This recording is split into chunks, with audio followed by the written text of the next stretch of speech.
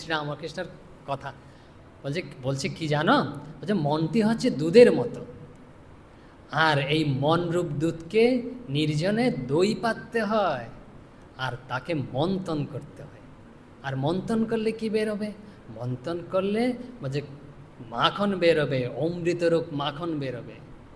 বলছেন এই বিবেক, বৈরাগ্য, ভক্তি এসব অমৃত সব বেরোবে।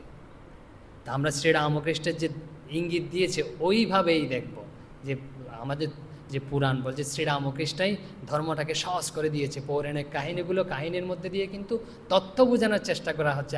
তোমাদের কি করতে হবে, আমাদের কি করতে হবে।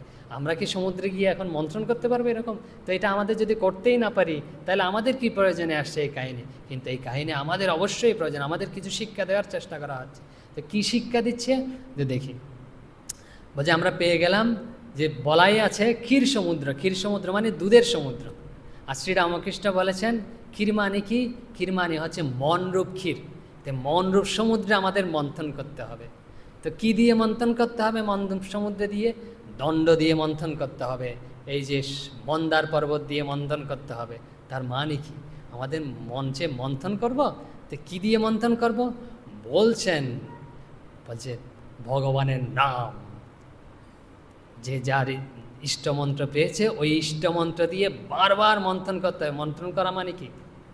জপ করা বারবার ভগবানের নাম, শ্রীরামকৃষ্ণ, শিব ইত্যাদি মন্ত্র আছে বিভিন্ন, নারায়ণ, ওং নমঃ নারায়ণায়, যে কী বলে নারদ, এসব বিভিন্ন যার যার ইষ্টমন্ত্র বারবার এরকম মন্থন করতে হবে। কিভাবে মন্থন করব?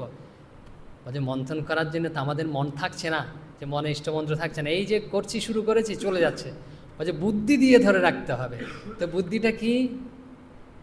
বুদ্ধি হচ্ছে ওই যে দড়ি, কি যে বাসুকি সর্প এরম দিয়ে মন্থন করেছে, টেনেছে, এদিকে একবার টানছে এদিকে একবার টানছে, টেনে ঠিক জায়গা মতো ধরে রাখছে।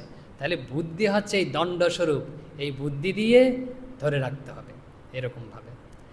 এখন না, দণ্ড হচ্ছে তো মন্ত্র, আর বুদ্ধি হচ্ছে এরকম।